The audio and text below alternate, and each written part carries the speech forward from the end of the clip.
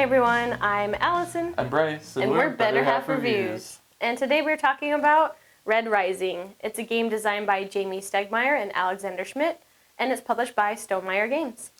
In Red Rising, you are a house trying to gain control and rise to power. You are trying to get some followers. That'll help you score points and win the game. So, let's start with the pros. Ooh. That's usually what we do. I was debating about changing it up, but I guess we won't. I changed my mind. Just can't do it. So, pros of it. It is a Stonemaier game, and they are famous for fancy, nice components. And I'd say overall it's pretty good quality. Like the rule books and stuff are nice linen finish. You got some cool cubes, a little spaceship, and the nice quality card. Yeah, and I really like the artwork on the cards as well. It just looks really cool. I like the characters and how they're depicted on That is true. on the cards. And I'll talk a little bit more about that in a little bit when we talk about the cons. Oh, okay. So I feel like the rules were pretty good overall going through it. Again, I don't know if this is a normal thing for Stonemaier Games, because Tapestry was our first game, and it's like 4 pages of rules, like 2 pages front and back. And this wasn't too many pages again. I'm like, okay, Well, not too bad. The pages also have like these Reference big stuff. pictures. Yeah, it's like big. But yeah, so rules weren't too bad to get through. I think maybe one thing I would have liked is if they had, I guess they have all the colors there. If they had all the colors with their names, because there's like copper and white and silver or something or other like that. So, now that we're on the topic. Okay, well, yeah. Okay, fine. Let's shift it over. Now that we're on the topic of colors, And there's what? We're moving over into our cons a little bit. What, like 14 different colors? I can't remember. There's too many. Yeah. But yes, there's 14. too many. Well, so Red Rising, this is based off of a book series? Yes, book series. Okay, series by Pierce Brown. We have not read the books. Do not know anything about them other than what we've learned from this game. And I've heard they're really good. And I'm actually going to read one soon. But. Okay. But yeah, so anyway, back to it. There's a ton of factions in this game. You have gold, silver, copper, orange, red, yellow, blue, obsidian. Yeah, obsidian. There's a lot of them. Pink. And I get that it's based off of a book, and I'm sure those colors and whatever, it makes sense with it. But coming from a board gamer's perspective, having like gold and yellow as different colors and options, and especially like there's a gold and yellow player option, that's just like a nightmare for color-wise. Like, I mean, it says it on the card. I know. It says yellow whatever, gold whatever. But at the same time, if you're just trying to look at the board and be like, oh, okay, I get everything that's going on the board, you can't. Yeah. Because gold and yellow do seem very similar. Like brown, copper, and orange. I mean, you can kind of tell between brown and orange, but like you throw copper in there and it's like, wait. I'm glad I'm not colorblind, because then I would have a really hard time. I mean, I guess on this there's the different like symbols, but when I'm playing it, I'm not really noticing that, or if they're even on the cards. I don't know if the symbols are on the cards. But you could look. Yeah, that's true. But when I'm playing this, since I don't know the source material, who the characters are matter zilch to me. And some of the cards, how they're laid out, they'll have like a tiny little picture on the side saying like, if you have this person with this card, you know, it's good or bad. Like it'll say like have them or don't have them, and it's like tiny little sliver. I'm like, who is that? They put the name down there, but like just by having like the tiny little picture, I'm like, it has a picture, whatever. I'll just skip that card. But I agree with Allison. I haven't read the books, so it's like, I don't really care about these characters. I love the art. Yes. I don't really care that there's 14 different factions or suits, basically, of cards. Nope. I think they could have skinned this thing with kind of any old IP and maybe cut down the number of factions or cards, like different types of suits there are. Mm-hmm. And I think it might play better, because we've had games where we didn't even see my goodness. Okay. certain colors of these factions. No. So our first game playing this, we're decently the way through, and I get this card, and it says, if you have copper or white, I think, or copper or orange. One of those two combinations, but copper was one of them. And I'm like, what's copper? I don't see that. I'm like looking at the cards on the board. I'm like, is there a copper resource? Like, I don't understand. And I'm like, I don't understand. Like, what am I not missing? And you're like, it's one of the cards. I'm like, there is no copper card. And at the time, I was like, I think it might just be the orange one. Yeah, and I was like, okay, so I'm just going to avoid this card because I don't know what to do with it because I don't see copper. And it wasn't until after we finished our game, and I'm just sitting there going through the deck, I'm like, oh, here's copper. So that leads to an issue that we found, at least with just playing with 2 players, is the deck is so huge. We didn't get to, like, even, I don't think we even got to half of the cards. Yeah, there was a lot of cards we didn't see. We didn't see some of the actual factions in the game, which makes it unhelpful for some of the other cards that you're collecting where they have no power because there's just no option. Yeah, I did have a good combo though. I had a card at the beginning that was going to give me a bunch of points if I didn't have any obsidian cards. And we didn't see a single obsidian card later, until like the last round. And I was like, well, I'm not picking that up. Yeah. And yes. So that brings me to another thing. So all the different cards, they have different abilities on them. And they're on the very bottom. And then there's an extra little thing saying, like, if you have it with this or if you don't have it with that, like, extra bonus points.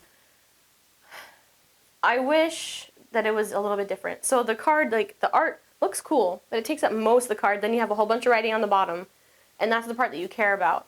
I wish that the writing was more of the focus or that they somehow changed out some of the words to be icons.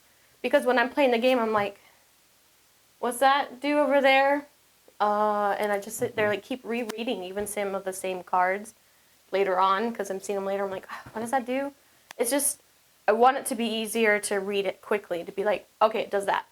Yeah, if it's, like, upside down or if it's on the other side of the table or whatever, you're just like, do I want to bother getting up and looking at that? Or do I want to just play something I know is close to me? Yeah.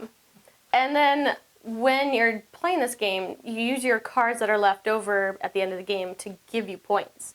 If you have too many, I think it's more than 7, you can get some points docked, which I think is kind of a cool aspect to kind of avoid people just collecting tons of cards and be like, all right, let's see what points I got. So I like that they do that, but I don't care really what the cards are for the first half of the game because until the game end is triggered, that's when you're like the cards that you're kind of getting towards that you want to have. I feel like there's just so much change happening during the first half of the game that the cards that you have in your hand don't really matter unless you have like a super good one that you definitely want to hang on to.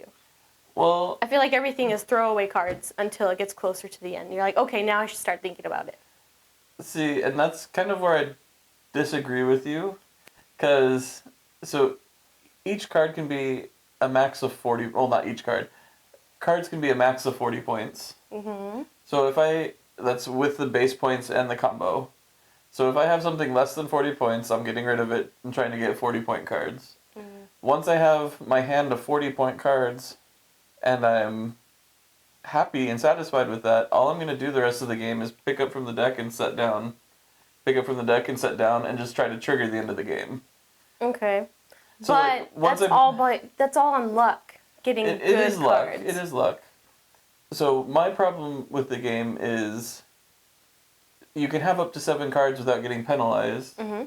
So you're incentivized to max out the amount of cards you have in your hand. Yeah. And basically whoever maximizes the amount of cards they have in their hand is going to win.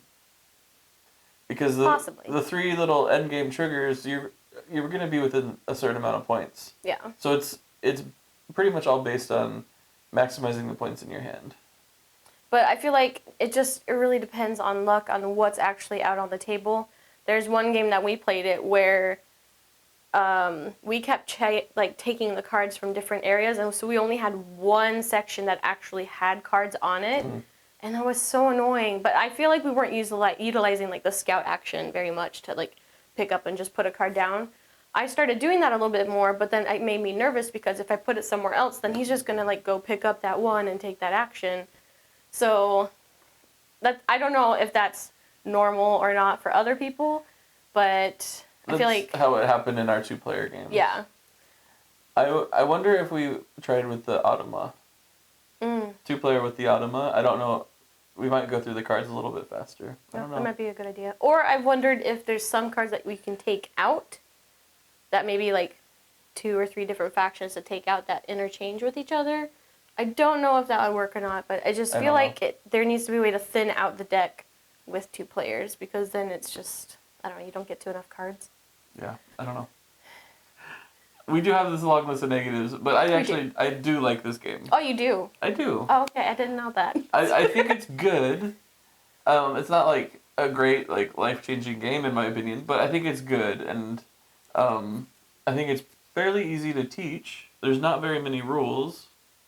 It's, you put a card down, you pick a card up from another place, you do that action. It gets really complicated with, okay, now read what's on the card and figure out how to make the best set of cards. But I think it is a good game. It's just, despite some of the flaws it may have. There's so many different cards, so that even with playing it, I feel like it'll take a while to kind of get the hang of what cards are on the table, or to even remember which ones do what. I don't know. So I feel like I don't really care for the first half of the game. Then it's like time to start paying attention to what you're doing, because there's some cards that you start with, you're like, yeah, this is a good one, and you're like, I guess I'll get rid of it.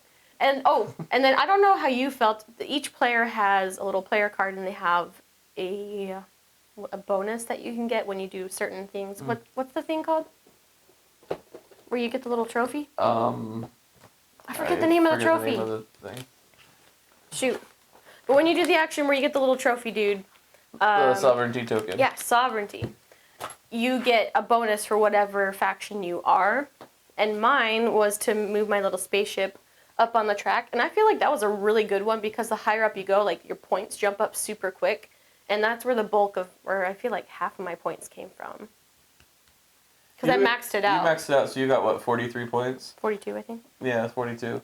I maxed out, what were the tokens called? The gems? The influence tokens. Yeah. And I got 40 points from that. I mean, you only got 3 more points than I did.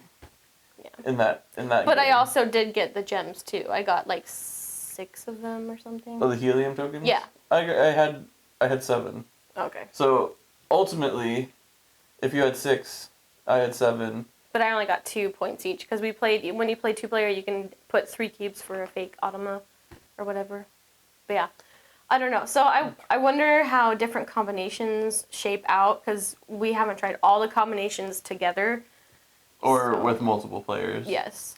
I feel like I would be willing to play this with a higher player count. I don't know. Yeah.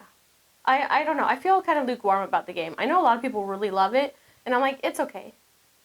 See, so I'm the opposite of you. You said you feel like the first half of the game is like, and then it's only the last half. I feel the first half of the game, I get my hand set, and then the second half of the game is just me trying to figure out a way to quickly trigger the end game. Well, for me, it was like, I had some okay cards. I'm like, okay, I can make some combos. But as things were coming up, it's like, oh, I'm not really seeing any more reds. I'm not really seeing as many yellows. So I'm going to change it up. And by the end of the game, I had a whole bunch of white or silver. And we didn't see most of those for the game. Not too many of them. And then I had obsidian. And we didn't see those till the very end. And I was like, okay. So I don't know. My hand, like, or at least just in that game. But, so 2 different perspectives. He's really good at, like, planning things out. So I guess that's probably what works for him. So overall, I'd play it again. But I'm not, like, raring to go, wanting to, like, take this off the shelf. You're not convinced? I'm not convinced. I like it. Like I said, there's some flaws. I can look past it. The biggest thing for me was just the amount of factions there are, the amount of colors. I know it's based off a book. I think it could have been pared back. Less could have been more. Yeah. And again, the theme doesn't really do it for me. That being said, like, I think the base game, just the gameplay of it is good. And I like the gameplay of it. I think it should be a little easier to trigger the ending. Because like I said, You gotta work for it. I sit there and I'm just like, okay, I have my cards I want. I don't need anything else. Well, I mean, I was working really hard on our last game to like trigger it myself, and I was close-ish, but I couldn't quite get there. And then you helped trigger like the other third one or two of the. I can't remember, but yeah, I don't know.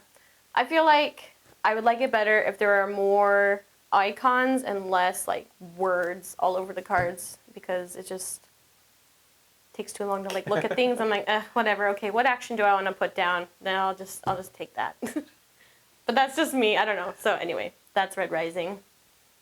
It's okay. I think it's good. All right. So thanks for watching our review. If you want to check out more of our reviews, we got a lot of them here on YouTube. You can give us a like and a subscribe. That'd be great. We're trying to get to 500 subscribers by the end of the year. And we also are on Instagram, and we post there about like our daily gaming and other fun things. And honestly, for the next month or so, Instagram might be a little more active than our YouTube channel. Just because we're not going to be here. Holidays. But we're taking some games with us. Anyway, that's beside the point. I'm Allison. I'm Bryce, and we're Better Half Reviews. Happy gaming. Have fun. May you have better luck in Red Rising than I did.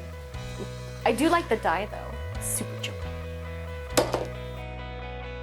Hey, everyone. And I'm Bryce. Do, do, do. Okay. Do do do do do do do do do.